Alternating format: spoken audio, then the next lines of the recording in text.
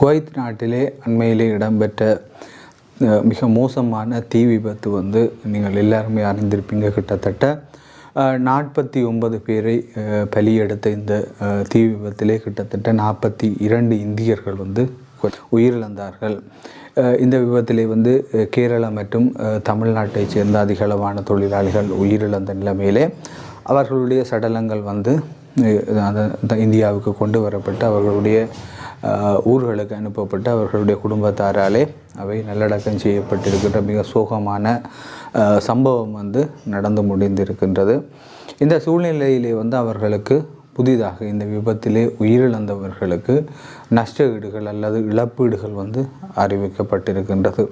அது குறித்து தான் இந்த பதிவிலே பார்க்க இருக்கின்றோம். நீங்கள் பார்த்து கொண்டிருப்பது ஜேசட் Tamil A to Z. KG Abraham என்ற ஒரு கேரளாவை சேர்ந்த இந்தியாவினுடைய கேரள மாநிலத்தைச் சேர்ந்த ஒருவருக்கு சொந்தமான NBTC என்கின்ற ஒரு நிறுவனத்திலே பணியாற்றிய, அதாவது கட்டுமான நிறுவனத்திலே பணியாற்றிய ஊழியர்கள் தான் இந்த குவைத் நாட்டில் ஏற்பட்ட தீ விபத்திலே உயிரிழந்தார்கள். இந்த விபத்து சம்பவத்தை தொடர்ந்து அந்த விபத்துக்கான காரணம் தொடர்பிலே ஆராயப்பட்ட போது அங்கே மின்சார ஒழுக்குத்தான் இந்த பாரிய மோசமான விபத்துக்கு காரணம் என்பது ஆரம்பகட்ட விசாரணைகளை கண்டறியப்பட்டிருக்கின்றது. அங்கே அது தொடர்பான மேலதிக விசாரணைகள் என்பது தொடர்ச்சியாக இடம்பெற்று கொண்டிருக்கின்றது. இவ்வாறான சூழலிலே கிட்டத்தட்ட 49 பேர் உயிரிழந்தார்கள். அதில் 42 இந்தியர்கள். தமிழ்நாட்டிலே மட்டும் 7 பேர் இந்த விபத்திலே உயிரிழந்தார்கள். விபத்திலே உயிரிழந்தவர்களுடைய சடலங்கள் அந்தந்த ஊர்களுக்கு கொண்டு வரப்பட்டு அவர்களுடைய ஊர்களிலே நல்லடக்கம் செய்யப்பட்டிருக்கின்றது. இதன் நிலைமையிலே மாநில அரசாங்கங்களும் மத்திய அரசாங்கமும் இந்த விபத்திலே உயிரிழந்தவர்களுக்கு இழப்பீடுகளை அறிவித்திருக்கின்றன. கிட்டத்தட்ட மத்திய அரசாங்கம் 2 லட்சம் ரூபாயையும் கேரள மாநில அரசு 5 லட்சம் ரூபாய் இழப்பீட்டையும் அறிவித்திருக்கின்றன.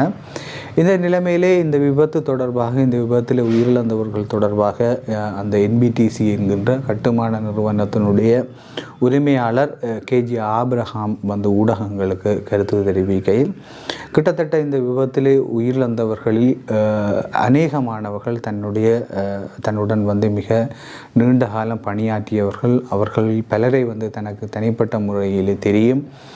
அவர்களுடைய இழப்பு என்பது ஈடுகட்ட முடியாது என்கின்ற போதும் அவர்களுடைய மரணத்திற்கான பொறுப்பை தான் ஏற்றுக்கொள்கிறேன் என்று அவர் மிக பெருமனதோடு அவர் ஏற்றுக்கொண்டிருக்கின்றார். அந்த கருத்தை கூறியிருக்கின்றார்.